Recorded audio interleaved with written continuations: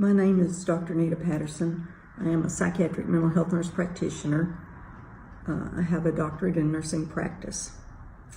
I enjoy my job at Helen Farabee. My office is in Vernon, and I help cover the counties west of Wichita Falls. I have been a nurse since 1974, and I consider that I have been in the mental health field for exactly that long. I say that because nurses take care of patients all day long, and each encounter affects that person emotionally.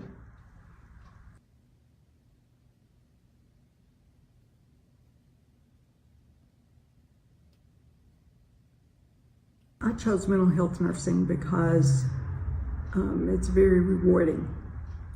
I'm pretty sure that back in 1974, I was one of those nursing students who was adamant that she would not go into mental health nursing. As I matured and as I taught mental health nursing, I fell in love with it. As I matured, it was evident that every nurse in every field deals with mental health in one way or another.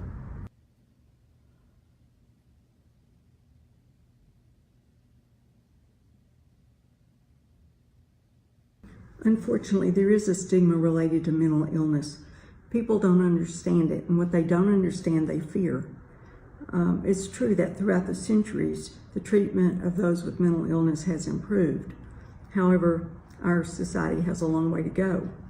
Mostly, the stigma affects the self-esteem of those with mental illness. The stigma inhibits them from seeking the help that they need. Some will seek help, and they will seek help from a mental health provider. Some will seek help from a general practitioner. Others, the majority, will not seek help at all.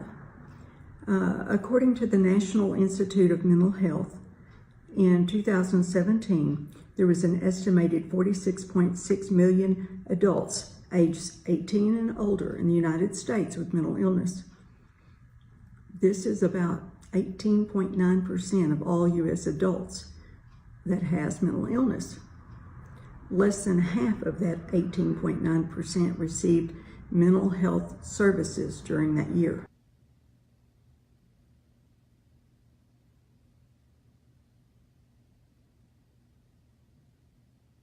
Education is the key in erasing the stigma attached to mental illness. Mental illness should be viewed as any other medical condition. There's treatment for it.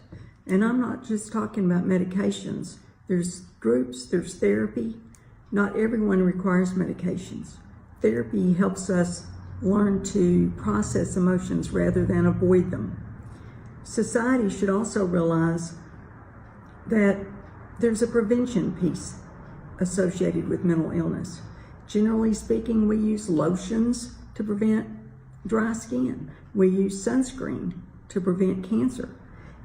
It's not uncommon for us to monitor our nutrition and maybe exercise to prevent obesity and heart disease.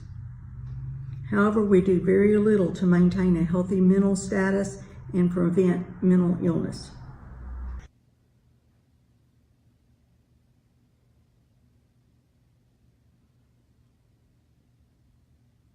If you have mental illness and you're not seeking help, I strongly urge you to do so.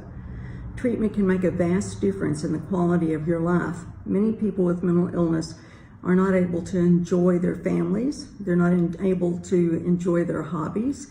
They can't maintain employment. Many can't even go to the grocery store. However, with treatment, the majority are able to go about their daily lives. Treatment makes all the difference in the world. I encourage the person with mental illness to not isolate. Join groups and classes. You will learn that you are not by yourself. You should not allow the stigma to create self-doubt or shame.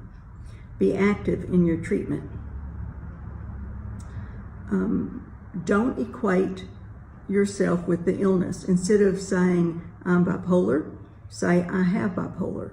It's just like somebody Somebody wouldn't say, I'm heart disease. They would say something like, I have heart disease. If you're in school, get help there. If you have a child with mental illness, talk to the principal, talk to the teachers, talk to the counselors. Discrimination is illegal at every level. Education of the public is the key, and your help is needed. Lastly, be careful what you read and what you believe that's on the internet. Anything could be, anything and everything is posted there. Some of the information is very wrong and can be dangerous if you follow it.